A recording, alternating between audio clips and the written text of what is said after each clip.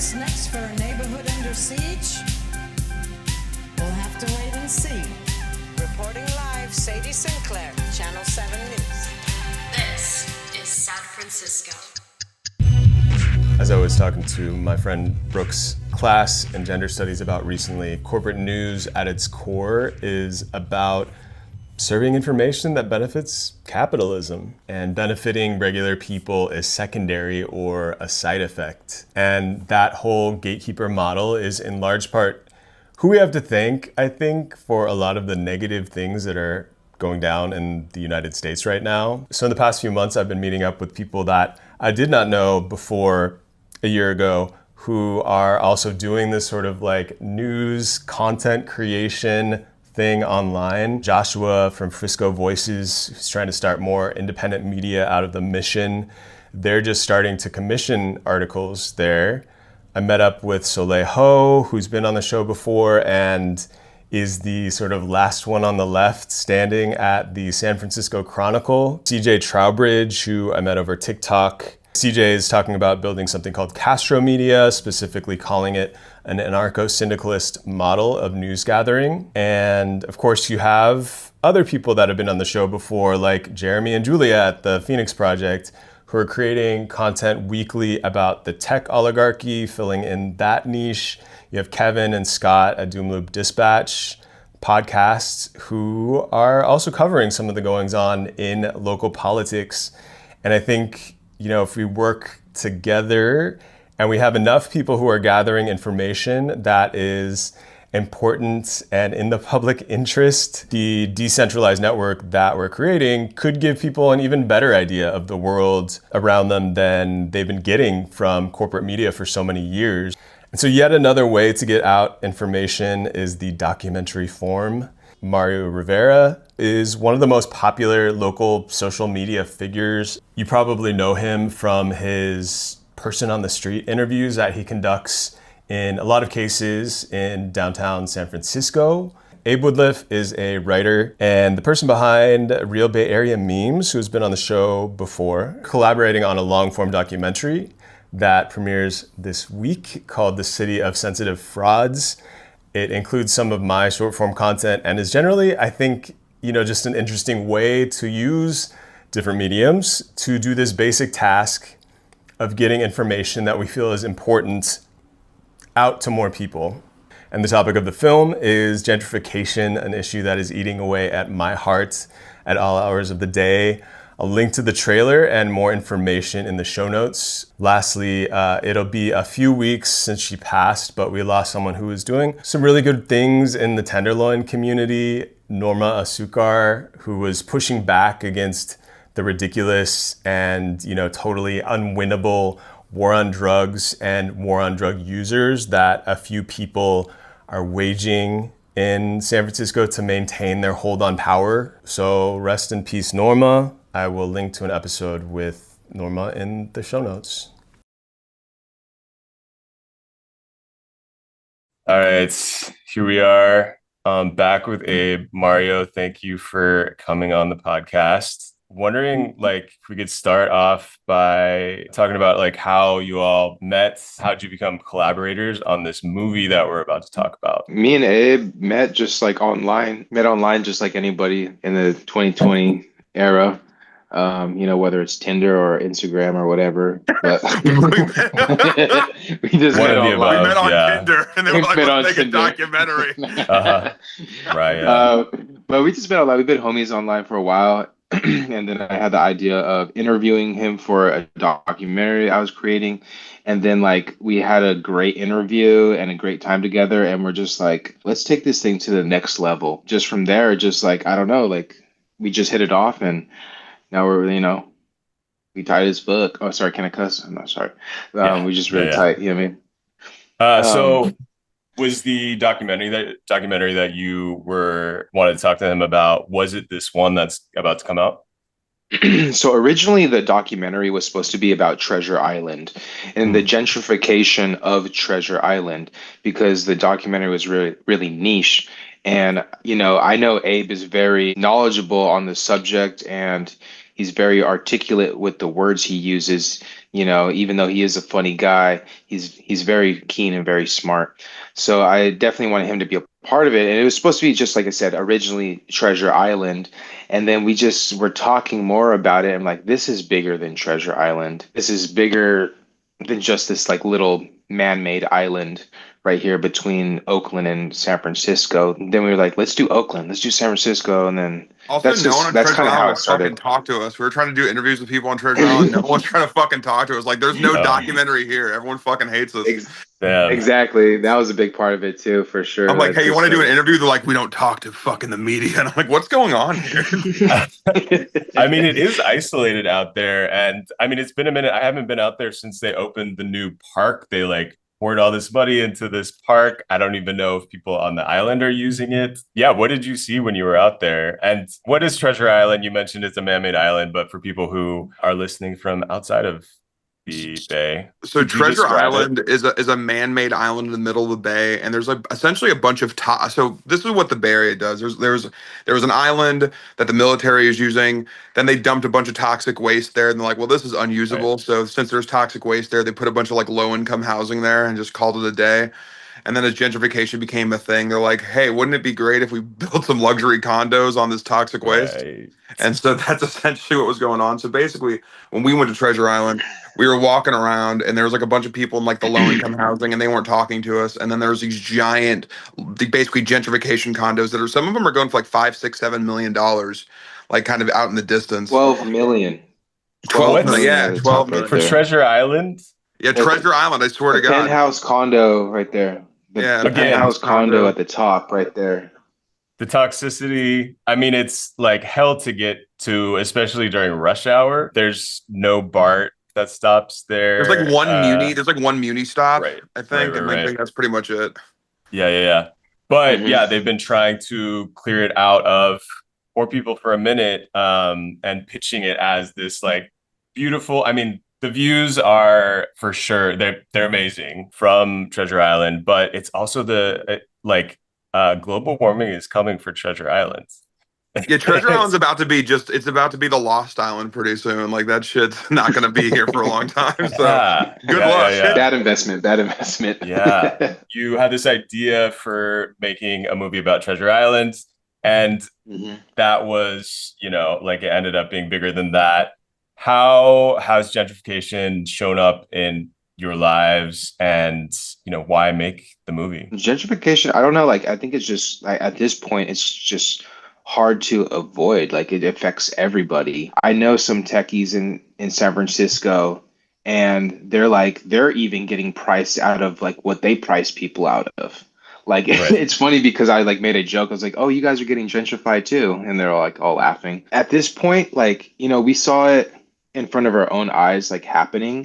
And at this point, it's almost like it's a nationwide thing. Every major city is going through gentrification, whether it's Hawaii, whether it's New York, Harlem, whether it's Philly, even Texas, areas of Texas, rural areas are like becoming gentrified. LA, you know what I mean? It's crazy. Like LA is dealing with it just as much as San Francisco. So I don't know, just like seeing it unfold in front of our eyes and now other people across the world dealing with it. I think like making this video to educate people and to show like what's really happening behind the veil is, what we're trying to accomplish with this Right video. on. Yeah. Also, we wanted to do something where, like, oftentimes a lot of news reports on gentrification show like numbers and statistics and stuff, but they don't really talk to people who are really living through the worst cases of it. So, for example, I'm like, like Fox News or CNN or the Chronicle or whatever, they're not talking to the unhoused community directly. They're not talking to the politicians directly, or at least the politicians that they should be talking to. They're not talking about people who are confronting police brutality or some of the other symptoms of gentrification. So we're like, what if we put a camera in front of these people and let them have like long form discussions where they like speak their truth without us interrupting or without an agenda, and then put that out so people can see it without any like basically pro-rich or pro-elite propaganda steering the conversation in one way or another. That's kind of why we did it. Yes, absolutely. Sure. Absolutely. Mm-hmm. And it seems like there are certain things that are easier to capture, like you said, like doing a long form conversation over the short form content that people know and love you for. One of the things that I always think about, like, as I have a tiny social media presence compared to the two of you, but I still like am trying to push things out, promote some of the podcasts via social media. How do we deal with the fact that a lot of these social media companies are giving us these platforms that have been very useful for getting the word out about different things, but at the same time are the same reason we have gentrification in a lot of the Bay? I think the thing is like obviously the reason why they're giving us these tools is because they want to own the means of production in which these conversations are had on. So, for example, if these conversations are to gain steam, they can pull the plug on them, which we saw them do with like Palestine. I think the answer to that question is we need to gradually build basically the audiences on the tools they give us, and then slowly but surely move these audiences to independent platforms that are oftentimes owned by the community or the creators themselves. That way, companies like Meta or Apple or whatever the case may be, these larger tech companies won't be able to as easily profit off the creativity and I guess organizing as they are right now. But I think it's good right now as a conduit to like build the communities and then move them to something off of the kind of Silicon Valley grid. I think that would be the goal. Yeah, I saw that like the SF Public Library started its own like version of Spotify, which is, paying out small royalties to more like local artists. I think it's dope. There That's are dope. That's alternative, Cool. ways to do this. Of course, these are very small platforms compared, like Blue Sky is still a corporate model, but it's built on a platform that could potentially be easily moved away from a corporate model. We have to like own the means of production. Yeah, we need to like nationalize like the tech companies, but we need to do it like without having to rely on like the political class to pass legislation to do it. We need to find it's hard to do, but we need to find a way to like move the audiences we created on these platforms onto shit we own ourselves. That's kind of what I'm hoping to accomplish one of these days. It feels very hard. Like, Yeah. the image of the inauguration that I feel like is the one that we remember for years to come is Trump next to all of the tech oligarchs, including people who, own some of the largest social media platforms. Speaking of sort of villains of our time, is there Mhm. a villain of gentrification who you think should be more famous or infamous that doesn't have the notoriety they should have? So I guess for me, because I was kind of propagandized to a certain extent. Like I used to be like a YIMBY in a sense where I'm like, Mm, I was like, of course, build more housing. And the more housing there is, the less it will cost. And because the demand is being met, I think the YIMBYs are really, really insidious. And I think people need to basically focus on what YIMBYs actually want when they talk about building more and more housing units. But oftentimes these are not, affordable housing units, and oftentimes they're bought up by investors who don't put anyone in the units. I think people need to be made aware of that because it does sound nice to yeah. like build more housing units. And if you like look at like very traditional like old school capitalism where it's like there's a demand, so you meet the Right. demand. I feel like a lot of people on some level think that's how the system works, but that's not how it works anymore. And I think that needs to be highlighted like a lot more. Because even I was like, yeah, build more shit, and then I realized I was dumb. Yeah, we're past that. I mean, it feels like that model of the simplicity of like supply and demand, it does make sense. But then you do see, all of these empty condos around where the prices just aren't going down, and huge corporate landlords that can afford to let them sit empty for years because of like the possibility of down the road, they think that they can get someone much richer into Mhm. those units. So they're just going to sit on them, leave them empty. Meanwhile, people are like, getting squeezed more and more. It's like the landlords. For me, it's probably like the landlords, like the corporate landlords, like a Veritas. Veritas Yeah. is Yeah. owns the most apartment complexes in San Francisco, and pretty much does exactly what you're doing and uses dirty tactics to push people out or low income. And we put that all in the documentary. But I Mhm. would definitely say it's this, I think it's like almost, I don't know if collusion's the right word, but like between the corporate landlords and the politicians that are in during the time, they're both causing the problem to amplify. Yeah. And a lot of the Yimbys are connected with the politicians to push forward, like like Scott Weimer and all that. Like he's definitely like on the Yimby side of things. And like, what's that new guy that came in? That bald guy. He's like brown. I think he like took Dean's place. Oh, Um, Bilal. Bilal, Bilal. Or yeah. yeah, yeah, He's yeah. like yeah, that douche kind of looks like he's definitely a Yimby. So, like I think it's just kind of like that little circle of people, you know what I mean?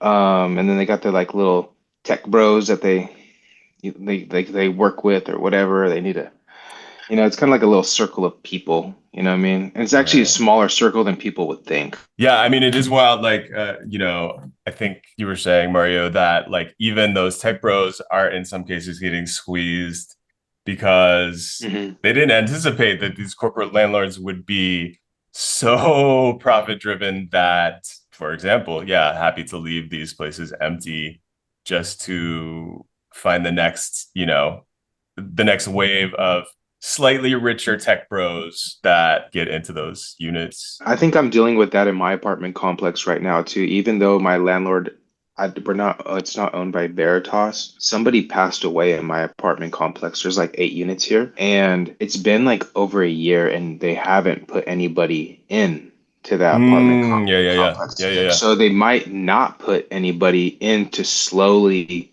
push people out. You know what I mean? yeah, yeah. So they might not put anybody in that. I'm not saying they won't, but after making this documentary, I'm like, ooh, maybe that's what they're doing. They don't have to fill that Strategic, space back up because they financially don't need to, what I mean, just more right? strategic on their end. Right. Yeah. Yeah, the amount of wealth that these people have is like beyond reason almost. It's like there's no like the supply and demand argument. It doesn't work with the talking more about like the process of making the documentary, wondering how you feel like making a movie compares to making short form content. It's a lot more work. Yeah. It's taken me and Abe 7 months to create this movie. So it's just a lot more work. I feel like it's like almost the same. You know what I mean? Like edit the video, get film, and get the interviews, that's like the work, but it's a lot. It takes a lot longer to make something like this. Right. Yeah. Especially if you want to make it quality too, like my especially like my content, like I just fuck around in Photoshop and throw something on the internet, or I just scream into a camera and then throw it on Mm. the internet. Compared to that, Yep. it is significantly more work than the shit I'm used to.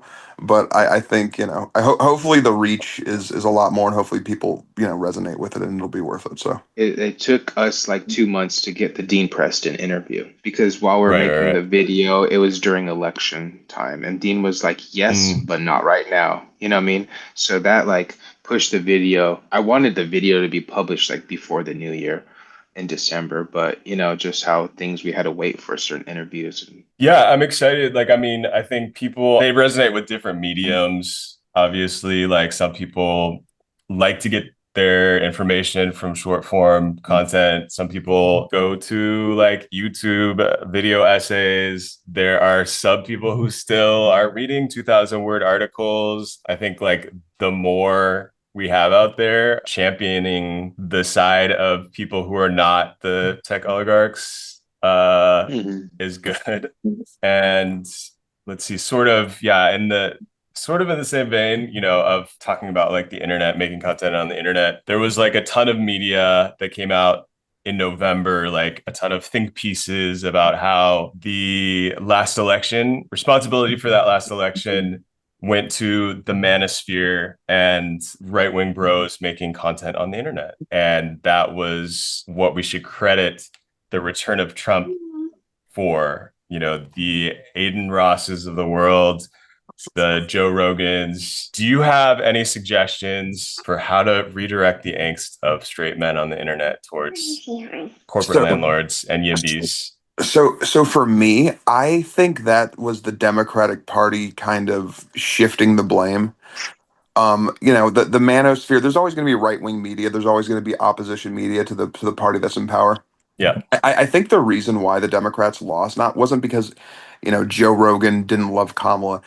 I think the Democratic Party had a problem because they weren't really saying anything. And this isn't me trying to be like shitty, but like Joe Biden clearly wasn't a viable candidate in any capacity. And anyone who was educated on Kamala Harris knew that she was kind of not a progressive candidate in any capacity. On top of that, just the way the Democratic Party handled the situation in Palestine kind of discredited anything they could be saying. So it's like, regardless of whether Joe Rogan fell in line with the Democratic Party or Aiden Ross or, Andrew Tate or whoever you want to name, the Democrats need to understand that they have done more to hurt progressive causes and populist causes that were popular than any, talking head on the internet could have ever done, because they really didn't stand for anything. Yeah, I agree. Any suggestions, Mario? Now that I have some straight men on the podcast, I'm like, oh, gotta get the information. Can you ask me the question again? For sure. Well, I mean, I think, for example, Abe, you mentioned last time we talked that you were thinking of starting a podcast. I think there's like a lot of people who have, as someone who makes a podcast, like I'm paying attention to the media criticism that has come out around the last election, and how like, oh, we just need more like left-wing Joe Rogans or Andrew Tates, or like more Hassan Pikers streaming like kind of left content. And I think that, people have maybe in some cases blown that out of proportion, but I do think it wouldn't hurt. And I know, like, I can talk to my gays and my, queer trans people, but what do you see as like sort of needed as far as the media goes in 2025 to kind of like make sure that there's not like Reddit to like right-wing pipeline that's just so easy for people to get caught up in? What I feel like there needs to be just more creators like me and Abe. You know what I mean? People that are entertaining and people that want to watch, but also informative and just not like always right wing leaning. Like there's like Abe always brings up, like there's like the rise of the right wing influencer in San Francisco, and how they're just like X is like crawling with them, like they're everywhere, all over X and all that. And Yeah. and it just like, I think there just needs to be more fun stuff, and like every now and then, like throw something in that's important. You know what I mean? Like that's what I do, and most of my stuff is like pretty neutral, but every now and then, like I'll throw in something that is important to me. Like I'll make a video about gentrification, or I'll make a video at me at a protest, or you know what I mean? Like something like that, and trying to like let people's voices be heard. I think that's what left-wing media, I guess you could say, is lacking, is entertainment, because a lot of those right-wing influencers or podcasters, like they're pretty entertaining. That's how they could capture an audience and keep an audience. And they're funny, and they say a lot of dirty jokes or whatever like people are gravitate to, and I have dirty jokes for show too, but it's just like, it's just, you have to have a balance of entertainment and education, I feel like, especially if you want a really great audience that can follow you and respect you and see what you say. But I don't think there's no getting rid of these right-wing grifters on YouTube. You know what I mean? Like this, there's no getting rid of that right now, especially the way the things of the country is going right now. Like it's not leaving anytime soon, at least for 4 years. Like, if anything, it's just getting amplified more, unfortunately, because I don't like that side of YouTube. I don't like YouTubers coming to San Francisco and just shitting on it. You know what I mean? And like they just go to the Tenderloin and they just like shit on the Like, how many videos of crackheads do we really need on YouTube? While the same guy is like, that's "Where's true. the mayor?" It's like, shut the fuck up. Yeah. I mean, I think, it's still like a weird time for it. Like, I don't know how journalism schools are going to exist for very much longer. Like, because I mean, there's no, like the old legacy media is dying away, just like more sort of buyout layoffs at the SF Chronicle recently, like the Standard, which funded by rich people, like is now behind a paywall. So people are like still going to need information and want to like hear about the news. But yeah, it'll be like, I don't know. I feel like right now is a transition time where alternative media, like the documentary, like the content that you all make, that we all make, like is sort of like needed now more than ever, not to like make too much out of what we're doing, but it makes sense to me. Like if people have heard of Channel 5, like these like alternative sort of internet based that like have just come up within the last few years, people are gravitating to that for a reason because they don't really trust some of the old media for the same reason that I think like Abe, you're talking about like the why people don't trust the Democratic Party, because there's like gaslighting that goes on around like certain things. Like why didn't Kamala have a platform for the first many months of her campaign? Why was Palestine like something that you just couldn't speak about? You can't be a progressive Absolutely. while also being silent about a genocide. Like it's just very difficult to do. Like it's like how do you? It's impossible. So Yeah. Yeah, there just needs to be more independent media. There just needs to be more independent people, and that's why I've always stick to my roots as being independent.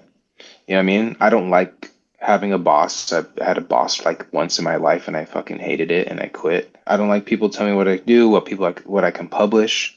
I am careful about what I can publish sometimes, you know what I mean? I don't give everybody a platform, but it's just being independent and not having to bow down to, the legacy. Like I was on a meeting the other day with a journalist from UC Berkeley, and she is getting her master's degree and she wanted to interview me for like a project of hers for her master's, right? And I was like, I know you're doing your thing right now, and it's like this is probably as independent as you're going to get in your career because eventually you'll probably get scooped up by some big magazine and have to follow their agendas and whatever they want produced. And she's like, yeah, I know. And then, I consider myself a journalist, but everything that I do is independent. And it's important to stay, as long as you want to keep your own voice and like, not have somebody grab you by the balls or whatever, like all the time, and just like, or have to kiss ass to certain people. Like, it's just independent media is where it's at and where it needs to stay. And like you said, people don't trust the news on either side, right side or left side. You know what I mean? Nobody really trusts the news nowadays, like as they should. Like, why would they trust the news? Like you said, there's just tons of gaslighting going on, and they're full of shit and clickbait. It's all clickbait, at the end of the day. But then people do that in the independent sector too, as well, especially on Oh YouTube. yeah. The right, For sure. especially they put like a thumbnail of San Francisco with zombies, like the walking most around, dangerous and city on earth, and there's just one Yeah, person. yeah. Like, it's like what the there's fuck? like fire. Right. Yeah, yeah, for real. And We're that's how going you to get. Seattle. Oh my god. But it works. I mean, that's how you get things like this idea that like the doom loop narrative that like all of San Francisco is like an open air drug market. Everybody's homeless. It's like a very Everybody's like almost is very funny. specific narrative that has unfortunately seemed to penetrate like far beyond the Bay Area. I think the left needs to use the same tools. I think the left needs to go to like red states and just make really sensationalized videos about how much shit sucks there. Yeah. Like you should just go to like a trailer park in Florida and show some like white guy missing teeth and be like the worst place on earth, insert city, Florida, and then just be like, Yeah. This city has the worst teeth in the country. and then send like what the right wing fears to be the left. Like send some drag queen down there and be like, this place is fucking horrible. Yeah, I mean, sometimes, yeah, like I'm like, oh, am I doing too much like calling out? Am I like being too negative with the things that I tend to cover on whatever the short form videos? But maybe I just need to lean more into that in some I'm cases. all for being a left wing reactionary shit poster. That's basically all I am. I mean, you're successful at it. It's working. Yeah. Just take their tools and use them against them. That's my advice. Yeah. I mean, it's clearly working for them. They always say why like, doesn't Texas have sidewalks? yeah, no, these are the questions that need to be asked for sure. Cool. Well, how can people go see this movie and what can they expect? Well, they can see so we're going to be doing the premiere of the movie at the, I want to say, is it Great Star Theater? I always fuck up this name. Is it Shining Star or Great Star? Great Star. I think it's Great Great Star. Star. But I want to say Shining Star for whatever reason. But yeah, the Great Star Theater in Chinatown. It is on March 19th. Am I correct, Mario? March 19th? Yes, March March 19th. 19th, baby. March 19th, Great Star Theater, Chinatown. It's going to be a great premiere. Hella people are going to be there. We're going to be doing a panel. We're going to be having our tickets actually up Monday if everything goes well. Cool. And yeah, me, Mario is going to be there. Dean Preston's going to be there. A lot of the people in the film are going to be there. Dogtown Dro, Gonna Goes Global, San Francisco. You are also invited. I hope you can make it. Yeah, I'll be there. And You're in the yeah, video. You're in the video too. Oh, there we go. Flex. And Flex. yeah, Stoked. so yeah, it's gonna be a cool thing. And then after the movie, we're gonna have a little panel, and then we're gonna go to Vesuvio and eat pizza and get drunk. And then there you go. Right on. All right. So North Beach, Chinatown. Yeah, March 19th. Cool. Yeah. Anything else you want to put out into the ether on Sunday? It's a really great film. Me and Abe worked our asses off on this thing, and we're really proud of it. And we have a lot of great interviews and a lot of insightful stuff. We have a lot of information that many people didn't even know about, what like causes about gentrification, everything like that. And it's kind of cool because like most videos or documentaries about gentrification are kind of old and, I wouldn't say outdated, but they're like really old. So this is kind of like a new perspective on like what's going on 2025 and how things are still going. And yeah, we're just really proud of it. And I think everybody, whether you're rich or poor, can get something out of this video. And maybe we'll teach these Yimbys a lesson about like what they're doing. You know what I mean? I'd love for that. Yeah, to happen. And then yeah, Yimbys, if you want to come too, you want to watch the video. Daniel Lurie's invited, special Daniel invited guest Daniel Lurie and London Breed. Denim Dan. See you there. See you there. Yeah. Invite, yeah. And we touch on like everything. We touch on history. We touch on homelessness. We touch on YIMBYism. We touch on police brutality and how that plays a role into gentrification, and many more topics. So yeah, it's a fun film, and it's a Bay Area film, and I think that's important. This is home base, so it's always going to be home base. So it's one for the Bay. You know what I'm saying? This is one for the Bay. Yeah, you grew up on the east side of San Francisco. Is that true? Yeah, East Bay. Yeah. East Bay. Okay. Yeah. Shots of Martinez, Oakland, Vallejo, Antioch. I see you. You guys are next. If they gentrify Antioch, God bless. Good luck. For sure. I mean, can't imagine I'm Whole sure Foods in Antioch. there's some kind of plan happening. But all right, cool. Well, yeah, we'll send people in that direction for sure. Excited. Let them know. see the Hey, film. let them know what the video is called. The movie. How about that? The movie's called The City of Sensitive Frauds. Sweet. And I think that kind of encapsulates what's going on in San Francisco. Like San Francisco always says the right shit, but they never do the right thing. And if you ever question them, they get all bitchy. So I feel like Coming for San Francisco. Also, I think the in little play a on theater. SF there, Sensitive Frauds, is kind of clever. So Oh, yeah. Okay. so we Building the lore. Yeah, building the lore. okay. Yeah, exactly. Right on. Yeah, we think it's gonna be. The thing is though, it's like it's not a diss to San Francisco or people from the city. It's kind of just like shitting on how the city's been run, and like San Francisco has a huge disconnect between the rhetoric and the things they say and their reality. Like we were talking to Dean Preston, like London Breed was talking about like she was kind of running on the defund the police platform and kind of using the George Floyd murder for like political clout while simultaneously increasing the police budget. That's just one example of many things that happened in San Francisco. So Yeah, the contradictions make this place maddening. Of course, I love it, but I am hoping to see more media like this that's exposing some of those issues, because they're things that aren't talked about enough and are affecting all of our lives. Thank you so much for coming through. Thank you, Abe, for coming through again. No problem. And Always a pleasure. March 19th, we will let people know. Awesome, man. Awesome. Thank you so Thank you. much. All right. Yeah. Peace.